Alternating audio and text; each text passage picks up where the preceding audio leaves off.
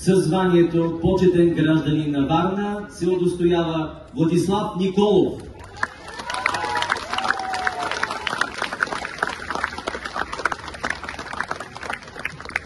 За създаването на първата в България благотворителна кампания за събиране на пластмасови капачки в помощ на недоносените и новородени бебета "Аз вярвам и помагам".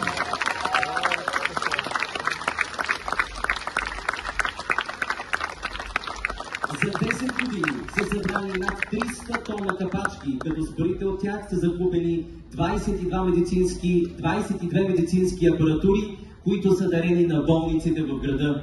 Закупени и дарени са още уникална детска неонатална линейка и специализиран мобилен пункт за кръводаряване.